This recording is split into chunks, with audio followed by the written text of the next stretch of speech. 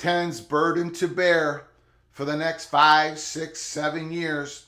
We're going to be going into Bill Walton's own words on the decision of UCLA moving to the Big Ten in 2024. We're going to do a deep dive on that. But first, we're going to spotlight the game of the week. Number 1, Tennessee Volunteers at Georgia Bulldogs, the number 3 team in the country. What a game. What a game. We're going to start with that. Welcome to episode 86 of College Football's Peek Around the Corner with your host, Greg Pflugar. Let's get right into Tennessee versus Georgia. But first, if you like our content, please smash that like button. Share the video with your family and friends, and please subscribe to our ever-growing channel here at Peek Around the Corner. Thank you so very much. Let's get into Tennessee and Georgia. For those who have been following us at Peek Around the Corner, before the season even started, in our preseason predictions, we were all over the Tennessee Volunteers, and it's not ending this Saturday. No way, no how. We love this team. We love what the head coach has done, Josh Heupel, has done with this ball club. Hendon Hooker, Hyatt, Tillman, he's been a little bit injured. But let's get into this game. Georgia, the number 3 team in the country, by the playoff selection committee, they're number 3. They're an 8-point favorite over Tennessee. Don't understand it. I don't understand it. Let's look at Georgia first. Bennett, quarterback, 2,349 yards, 9 touchdowns, 3 interceptions. Again, a good season by Stetson Bennett, who led the Georgia Bulldogs to the national championship last year. He's not just a game manager. He does make the big plays when the Georgia Bulldogs need it. They've got some running, right? They've got Edwards. They got McIntosh. 440 yards, 332 yards on the ground. But their big explosive plays come from the tight end position. We know Brock Bowers, man. He's going to be a legend when it's all said and done with Bowers. 31 catches, 547 yards with a 17.6 average per reception from the tight end position. My goodness, 3 touchdowns. And of course, that other tight end, Darnell Washington, 19 catches, over 17 yards a catch himself. And they've got McConkey, who's a good possession receiver, 413 yards, averaging 12.5 yards, 33 receptions, a couple touchdowns. A good offense, right? A good offense, a great defense. Although there's one weakness to that Georgia Bulldogs weakness that we're going to get to the end of this spotlight. Tennessee, Hendon Hooker. It's between him and C.J. Stroud, right? The leading candidates to win the Heisman here in 2022. Hendon Hooker, I praised him before the season started. The man, he's elevated his game to a level I didn't even think he was going to get to here in his last year in college football. 2,338 yards, a 71.2% completion percentage, and he does it while throwing the ball down the field. Unbelievable. 21 touchdowns, 1 interception, 191.6 quarterback rating, and we know his receivers, Hyatt and Tillman. Tillman's been a bit injured, but Jalen Hyatt, 45 receptions, 907 yards, a 20.2 yards per reception, 14 touchdowns. McCoy's had to fill in. He's become the number 2 receiver for most of the season, 30 catches, 15 yards per reception, 2 touchdowns, 451 yards. And of course, you got Tillman, who's been a little beaten up, 21 catches, 268 yards, but he's ready to go. That Tennessee offense, right? That Tennessee offense. They've got some running. They've got Jalen Wright, Jabari Small, both over 450 yards on the season. 13 rushing touchdowns between them. But it's their downfield throws by Hendon Hooker. And the weakness of this game for Georgia Bulldogs are last in the SEC in sacks. And their leader in sacks is Nolan Smith with 3 sacks, and he's out for the game. Thus far, so we at Peek Around the Corner believe that the Tennessee Volunteers are not only going to cover the spread of 8 points, they're going to win another tough road game in Georgia. It's going to be close. It's going to be a classic. It's going to be an epic game. But the Tennessee Volunteers are going to give the Georgia Bulldogs their first loss of the season. Tennessee's going to remain number 1 in the country. And Hendon Hooker is going to remain one of the top 2 favorites to win the Heisman Trophy. Tennessee 38, Georgia 34. Book it here at Peek Around the Corner. That's our spotlight. That's how we see it. Please give your comments, your opinions in the comment section below the video. I read all the comments. Tennessee versus Georgia. Now let's get to what Bill Walton said yesterday. This is kind of a polarizing article by John Casano. As Bill Walton wrote in his own words about how he disliked the decision of UCLA moving to the Big Ten. I think we should take Bill Walton's words seriously. Of course we should. A Hall of Famer, UCLA, Boston Celtics, NBA Hall of Famer.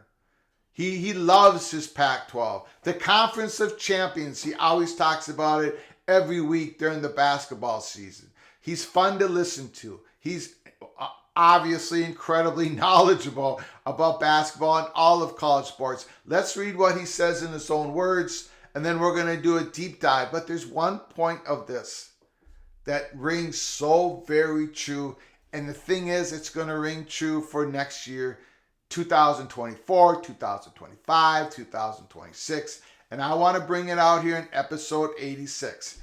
This is Bill Walton's own words. UCLA's wrong turn. All progress requires change. Not all change is progress. I'm Bill Walton. I'm a California native, resident, engaged citizen, voter, taxpayer. I'm a product of California's terrific public school systems. I'm a proud UCLA alum. I'm not in favor of UCLA's recent announced decision to leave the Pac-12 Conference of Champions, nor their desire to join the Big Ten. I don't like this attempted move. Interesting word, attempted. I don't support it. I hope it does not happen.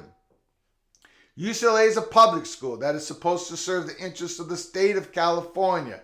UCLA is one of the world's greatest schools and brands. UCLA represents the best of what life has been and can, could, and should be. UCLA has been as great as important a part of my life as anything, ever. I don't believe joining the Big Ten is in the best interest of UCLA, its students, its athletes, its alumni, its fans, the rest of the UC system, the state of California, or the world at large. Some of the many reasons why I oppose UCLA's attempt to move to the Big Ten are in no particular order. The negative impact on the health, both physical and mental, of the UCLA student athletes. There it is. That's the big one. We're going to circle back to that first point that Bill Walton makes. Okay, the increase in travel and UCLA student athletes will hurt them physically, mentally, in their overall lives. The negative impact of excessive travel will extend to families, friends, fans, alumni, and everyone else. The increase in costs of joining the Big Ten will negate the projected increased revenue assumptions of this proposed move. Bill Walton should have left this out. This does not help his talking points on being against UCLA's move to the Big Ten. This is absolutely false. I know this is his opinion piece, but I got to point it out where I agree and disagree. This is patently false, and this hurts his talking points. But he does make some points that we're going to really spotlight in this episode that are true. We continue in the article. This proposed move to the Big Ten is contrary to UCLA's and the entire UC system stated and professed environmentally sustainability goals. This proposed move to the Big Ten has seriously negative implications and ramifications for the University of California, Berkeley, and flies in the face of the supposed team concept that has always been part of the California dream, plan, and business model. This proposed move to the Big Ten is all about football and money. And what about the other 24 sports, the 600 plus student athletes at UCLA who are responsible for 99% of UCLA's national championship? We're going to circle back to that in a moment. How many of these others are representative and willing participant in this proposed deal? I went to UCLA gladly, willingly, proudly. It was my dream. The dream never included the Big Ten. I have spoken to no one other than the highest level directors of athletics at UCLA who think that this proposed move to the Big Ten is a good idea. Again, another statement he should not have put in. He sounds like this is coming out of George Kliakoff's office. Again, this has to be patently false because we know I've got UCLA people telling me themselves they agree with the move. Some ex-football players, okay? So again, unless you're living in an extreme bubble and you only talk to people who agree with you on all things sports and politics, this is patently false. Can't be true. We'll continue on. Every argument made by these senior athletic directors and why they like it is about money. These same proponents of moving to the Big Ten are the first people I've ever encountered in my life who have claimed economic hardships and limitations in Los Angeles and that the solution lies in the Midwest. Big Ten is not just about the Midwest. It's about the East Coast. It's about the East. It's about a national conference. I continue on. Have my feelings known privately to the powers that be in the state of California, including UC's Board of Regents. My hope and dream is that the proposed move by UCLA, my alma mater, will be rescinded. Bill Walton, UCLA, 1974. Okay, so I'm going to first get to the things I disagree with here on this, in his words. Again, Bill Walton's opinion. And then we're going to get to the point where he says some truths that is Big Ten's burden to bear for the next 6-7 years. First of all, he talks about, I get to the point where I think he gets some things wrong. First of all, the increased cost of joining the Big Ten will negate the projected increased revenue assumptions of this proposed move. That's patently false. We've been over this in other episodes, other live shows. Of course, the UCLA will make a whole much more money going to the Big Ten. The travel cost does not erase the gap in money between the Pac-12 and the Big Ten. Not even close. So that is patently false. He talks about the ramifications to the University of California, Berkeley, the negative ramifications. Again, UCLA, don't they have to make the move that's best for them? I know the Board of Regents are tied to UC's Board of Regents, University of California Board of Regents. But should UCLA be thinking about UCLA? Their president did, their athletic director surely did. And here's Bill Walton's. This proposed move to the Big Ten is all about football and money. Yeah, more money. Not what you said previously where the extra travel would negate. He sort of contradicts himself here, Bill Walton. It's all about football and money. You better believe it's all about money. Because with that extra money, these other 24 sports and these 600 plus students at UCLA will be taken care of. Football is the big revenue producer in your athletic department. It's the big horse that pulls the wagon. You need football. You need that increased revenue that football creates. Men's basketball creates it. Some other sports create a little bit of extra revenue. But most of the sports, you lose money in your athletic department. But of course you sponsor them. That's part of the athletic department. That's part of these universities. They want a big front porch in front of their university, and it's their athletics. It's their sponsored team sports. But football pays the bills. And the difference between UCLA staying in the Pac-12 and the Big 12 is immense. So having you Pac-12 going to the Big 10 and making an extra $40, $50 million a year going forward, maybe not the start of the contract, but going forward, $50 million more per year, $40, $50 million more per year than if you stay in the Pac-12. That's all about your other sports, your other 24 sports, your other 1,600 student athletes. Now, Bill Walton, of course, he's a Pac-12 guy. I can't blame him for that. He played UCLA, Pac-12, Conference of Champions. His desire was not to play in the Big Ten. to beat UCLA to be a Big Ten university. But I think he goes out too far out on the tips of his skis when he brings up about how Big Ten is all about football and the money, and what about the other sports. Moving to the Big Ten would help the revenue for all the other sports. But where Bill Walton gets it correct, and it's Big Ten's burden to bear, and we've talked about this, and this is what Kevin Warren, the commissioner of the Big Ten, is going to have to deal with for the next 5, 6, 7 years. Bill Walton says the negative impact on the health, both physical and mental, of the UCLA student athletes.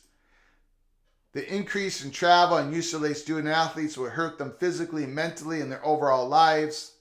The negative impact of the excessive travel will extend to the families, friends, fans, alumni, and everyone else. It's the travel issue. Now, even if the Big Ten expanded to include a couple more Pac-12 schools, you would still have the travel issue. But man, you could negate that talking point, that narrative that's going to be built up over the next few years. This is just the start, ladies and gentlemen. We warned you all. We do not have any strings attached to us at Peek Around the Corner. We are an independent channel, right? We are not a propagandist machine for the Big Ten. They would not ever invite us to their cocktail parties. Believe me, in Chicago, Illinois, they would not do it. This is going to be something that Kevin Warren's going to have to speak to constantly, over and over again. Remember, Kevin Warren's, one of his major talking points is the health and well-being of the student athletes. But Bill Walton brings up a great point. 2 schools, UCLA and USC, alone on the West Pacific coast of the for the Big Ten Conference, all alone on an island. The travel is going to be a huge issue. And the Big Ten talks about these scheduling pods where 4 teams will get together in Chicago and play a round robin of games. So you're eliminating home games then at other people's universities. I don't know how it all works. And Big Ten really hasn't said in public how it's going to work. So that's going to be the talking point for Bill Walton. For those who do not want this move to happen, the governor of California, George Kliakoff, and others, even people inside the Big Ten, this is going to be their talking point. To sabotage this, the value of adding USC and UCLA. Remember, as we told you from the get-go, there were people in the Big Ten, and of course Kevin Warren himself, who never wanted to stop at 16 in the expansion of the Big Ten. They wanted to include at least a couple more for the travel issues that are going to be so big in the next 6 years. They anticipated this. They wanted to expand more. But for the reasons that there's no more money that Amazon wants to spend, or the internal politics of the Big Ten where there's people that do not want to expand beyond 16 at this point, it's not going to happen. So here we are. It's Big Ten's burden to bear. It's not all roses, right? It's not all bunnies and roses and unicorns. It's not all good times in the Big Ten. This is going to be something that the Big Ten and Kevin Warren's going to be dealing with for the next 5, 6, 7 years. The travel issue.